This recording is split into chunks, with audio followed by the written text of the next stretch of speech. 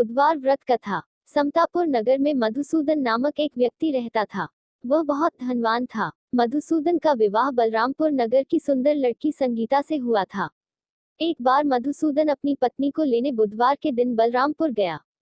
मधुसूदन ने पत्नी के माता पिता से संगीता को विदा कराने के लिए कहा।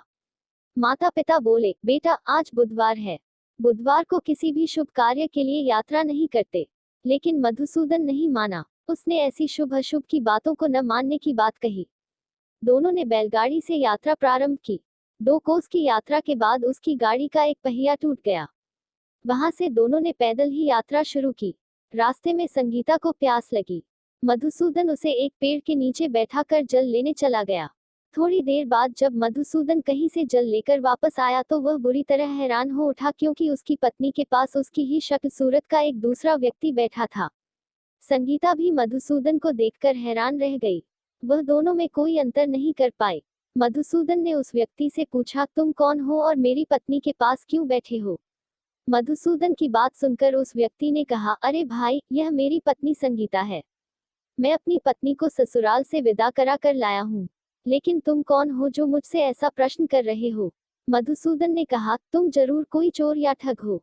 यह मेरी पत्नी संगीता है। मैं इसे पेड़ के नीचे बैठाकर जल लेने गया था। इस पर उस व्यक्ति ने कहा, अरे भाई, झूठ तो तुम बोल रहे हो। संगीता को प्यास लगने पर जल लेने तो मैं गया था। मैंने तो जल लाकर अपनी पत्नी को पिला भी दिया है। अब तुम चुपचाप यहाँ से चलते बनो, नहीं तो किसी सिपाही को बुलाकर तुम्हें पकड़वा दूंगा। दोनों एक दूसरे से लड़ने लगे। उन्हें लड़ते देख बहुत से लोग वहां एकत्र हो गए। नगर के कुछ सिपाही भी वहां आ गए। सिपाही उन दोनों को पकड़कर राजा के पास ले गए। सारी कहानी सुनकर राजा भी कोई निर्णय नहीं कर पाया। संगीता भी उन दोनों में से अपने वास्तविक पति को नहीं पहचान पा रही थी। राजा ने दोनों को कारागार में डाल देने के लिए कहा। राजा के फैसले पर असली मधुसूदन भयभीत हो उठा। तभी आकाशवाणी हुई, मधुसूदन, तूने संगीता के माता पिता की बात नहीं मानी और बुधवार के दिन अपनी ससुराल से प्रस्थान किया। यह सब भगवान बुधदेव के प्रकोप से हो रहा है। मधुसूदन ने भगवान बुधदेव से प्रार्थना की कि हे भगवान बुधदेव, मुझे क्षमा कर दीजिए। मुझसे बहुत बड़ी गलती हुई। भविष्य में अब कभी बुधवार के दिन यात्रा नहीं करूंगा और सदैव बुधवार को आपका व्रत किया करूंगा। मधुसूदन के प्रार्थना करने से भगवान बुधदेव ने उसे क्षमा कर दिया। तभी दूसरा व्यक्ति राजा के सामने से गायब हो गया। राजा और दूसरे लोग इस चमत्कार को देख हैरान हो गए। भगवान बुधदेव की इस अनुकंपा से राजा ने मधुसूदन और उसकी पत्नी को सम्मानपूर्वक विदा किया। कुछ दूर चलने पर रास्ते में उन्हें बैलगाड़ी मिल गई। बैलगाड़ी का टूटा हुआ पहिया भी जुड़ा हुआ था।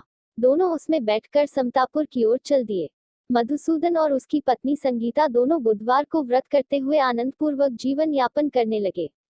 इस तरह भगवान बुधदेव की कृपा से उनके यहाँ खुशियां बरसने लगी। इस तरह जो स्त्री पुरुष विधिवत बुधवार का व्रत करके व्रत कथा सुनते हैं, भगवान बुधदेव उनके सभी कष्ट दूर करते हैं। कब से शुरू करें व्रत?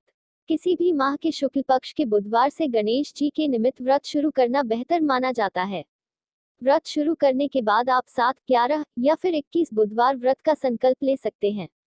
वहीं व्रत का उद्यापन करना भी जरूरी माना गया है। तभी आपको इस व्रत का पूर्ण लाभ मिल सकता है।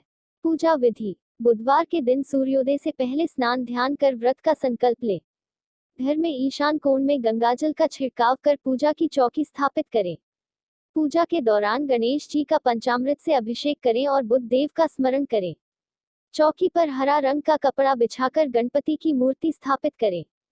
गणेश जी को कुमकुम, हल्दी, चंदन, अबीर, गुलाल, फूल और सिंदूर अर्पित करें।